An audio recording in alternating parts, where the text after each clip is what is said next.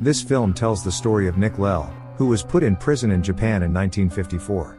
He is a former American soldier given a 10-year sentence. In the opening scene, Nick is cleaning the prison's bathroom. Soon, 5 big, tattooed men come out of the bathroom, looking at him in a challenging way. After they leave, Nick goes in and finds another man hanging with his hands tied. Nick shouts for the guards as he tries to save the man.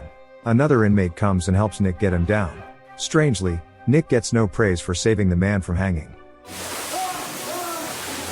Not long after, a group of prison guards pulls Nick and the inmate who helped him aside and beats them. The head guard says he got a letter from the man who tried to hang himself, saying that a gang member was going to be sent out of prison. Nick doesn't know Japanese, so he doesn't understand what the guards are saying. The head guard gets more and more annoyed and finally orders Nick to be locked in a cell alone. Inside the cell, it turns out Nick is sharing the space with the very man he saved. The man says his name is Kiyoshi, a member of the yakuza clan called Shiromatsu. Kiyoshi then asks Nick for help and tells him about a plan to escape. Kiyoshi plans to fake trying to kill himself so that the guards will send him to the hospital. At the hospital, a Shiromatsu member will come to help Kiyoshi escape. For this help, Kiyoshi promises that if Nick ever gets out, the Shiromatsu brothers will help him later. The plan is set. While the prisoners are doing mining work around the prison, Nick finds a rock. Later, he sharpens the rock so Kiyoshi can use it for his plan. A few days later, back in the cell, Kiyoshi gets ready to stab himself with the sharp rock and asks Nick to make sure he lives. I need you to keep me from dying and make sure the girls come. The plan goes well. Seeing Kiyoshi hurt, the guards panic and sound the alarm. To make the story short, Nick gets out of prison earlier than his full sentence. He cuts his hair, shaves his beard, and leaves prison looking fresh. A man in a car is waiting for Nick outside the prison, ready to take him to the Shiromatsu headquarters in Osaka. When he arrives, Nick is welcomed and thanked by the Shiromatsu bosses. One of the leaders then gives him a job dealing with an American. Nick agrees to take the job. That evening, after a Shiromatsu member gives Nick money for a hotel, Nick goes to a gambling place and a bar. At the bar, Nick meets a beautiful Japanese woman who catches his eye right away, so he tips her a lot of money. The next day, Kiyoshi takes Nick to a factory to meet an American named Anthony Panetti. Nick's job is to talk with Panetti about his metal factory business, since he had said no to Shiromatsu's offer before. Panetti had gotten an offer from another gang clan, Shizu from Kobe, using an American to talk for them. Panetti is not happy to see Nick. Instead, he says bad things about Japanese culture and the yakuza, making it clear he won't sell the factory's metal for Shiromatsu's lower price. Now, you can get the fuck out of my office.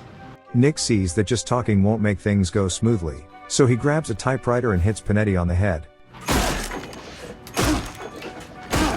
forcing him to be quiet and agree to Shiromatsu's deal. After Nick finishes his first job well, Shiromatsu officials take him to a bar, including Kiyoshi. But while they are drinking, the Shizu clan shows up to face them about what they did to Panetti. A Shizu member keeps trying to make Nick angry until Nick gets mad and smashes a bottle over his head. The Shiromatsu members act fast, pointing guns at the Shizu, who then decide to leave the bar and not try to get back at Nick. What Nick did at the bar gets Shiromatsu's attention, and also makes Kiyoshi like him more. Kiyoshi then gives Nick a very nice apartment and says he wants Nick to join the Shiromatsu Yakuza clan. Kiyoshi later asks Nick to finish a job at one of their bars where the owner is trying to take over from Shiromatsu. When talking doesn't work again, Nick cuts the bar owner's throat, and Kiyoshi finishes him off with a stab. After the job is done, Kiyoshi takes Nick to a nightclub owned by the Shiromatsu clan. Here, the beautiful woman Nick saw at the bar before is dancing with some men. Nick keeps watching this small Japanese woman. Kiyoshi then pulls her away from the dance floor and tells her off. He is worried that Shizu clan members might bring weapons to the nightclub and put her in danger. After that, Kiyoshi asks Nick to help take the woman home, telling him she is Koshi's sister, Miyu. Nick does what he is told, but when he gets to Miyu's door, she teases him to come inside. You wanna come inside? Yes. They end up sleeping together, and Nick sees a yakuza tattoo on Miyu's back. The next day, things change when Kiyoshi calls Nick for a new job. He asks him to buy weapons from an American soldier. For this job, Kiyoshi says the soldier must not know Nick or the buy is connected to Shiromatsu, so Nick has to do it alone. Nick then goes to the docks where he is supposed to meet the American soldier for the weapons deal. Instead of the soldier, he finds a dead body, and soon after, the Shizu clan arrives. They try to stop the weapons buy and rob Nick of his money. But since Nick had hidden the money in his car earlier, the Shizu men can't find it, which makes them very angry, so they decide to kill him. One of the Shizu members is told to kill Nick and tells him to kneel. At first, Nick does what he is told, but he quickly turns things around using his skills, attacking the Shizu clan and killing 2 of their men. The Shiromatsu leader hears about the trouble at the docks. He quickly gathers all the clan members, including Nick and Koshi. The Shiromatsu leader thinks there is a traitor who told Shizu about the plan to buy weapons. But Koshi says the $2 million Nick brought is safe because it was hidden.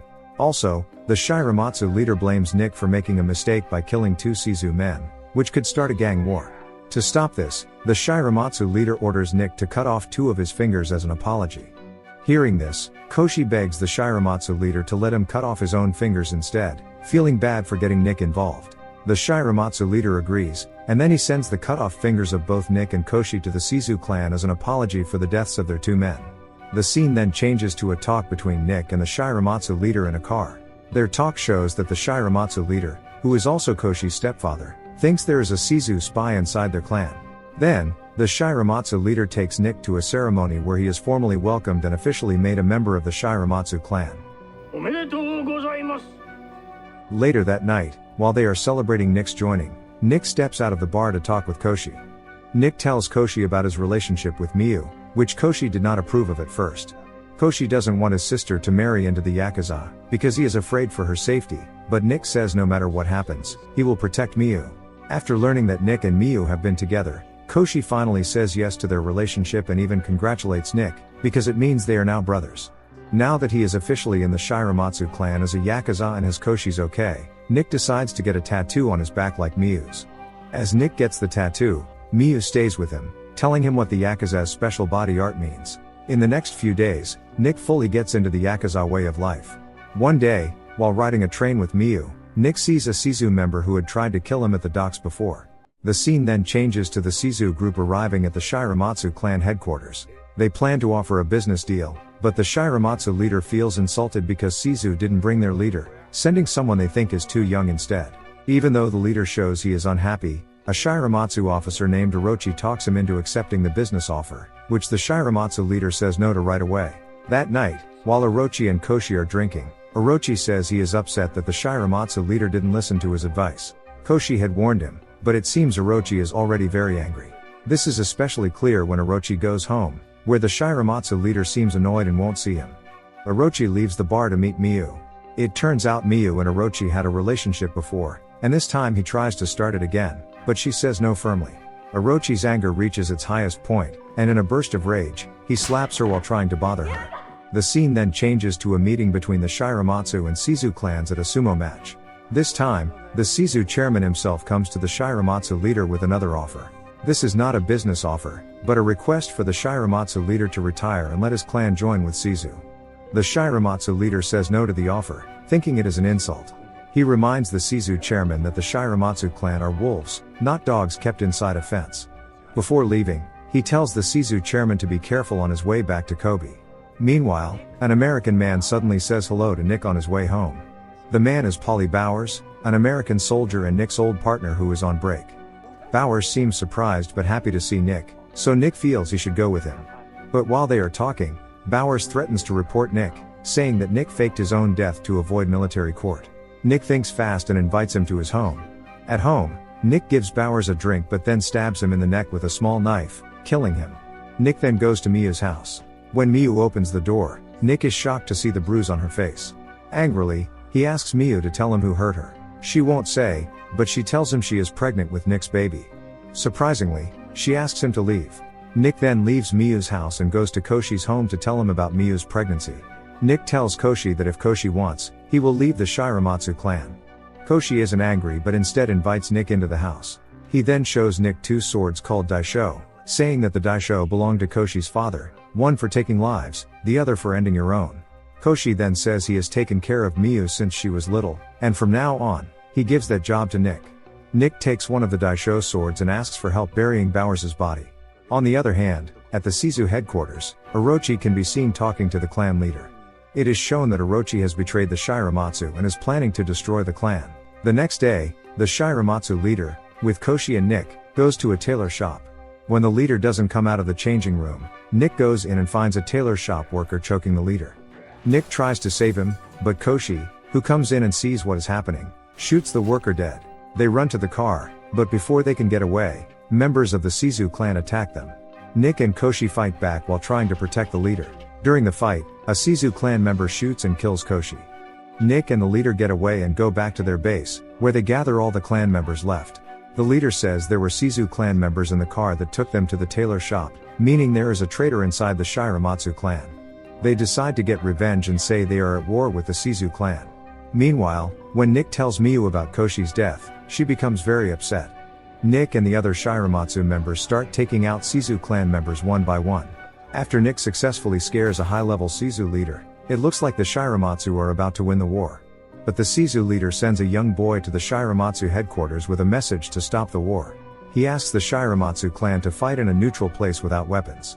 The Shiromatsu leader agrees and sends Nick and the other clan members to the docks to start the fight. Surprisingly, the Shizu chairman comes with Orochi, who admits he betrayed the Shiromatsu.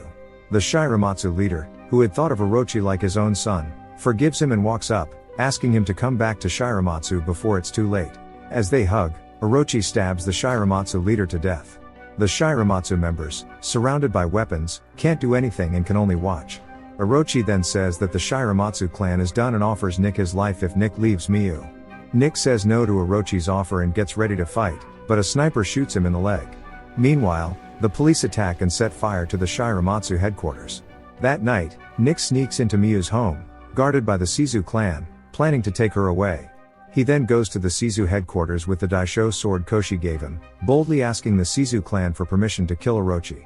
After facing Nick, Orochi throws the Daisho sword back at him, saying he won't fight Nick because Nick is just an outsider and will never really be part of the yakuza. In a sudden move, Nick cuts off Orochi's head with the sword. Unexpectedly, the Shizu clan leader stops another member who is about to shoot Nick. Instead, he tells Nick to go home, because he has gotten revenge for the Shiromatsu by killing Orochi. Nick listens and leaves the Shizu headquarters. The film ends with Nick arriving at the apartment where he has hidden Miyu. She hugs him tightly, and another Shiromatsu yakuza guarding the apartment bows to Nick, showing that he might be the next leader of the Shiromatsu clan.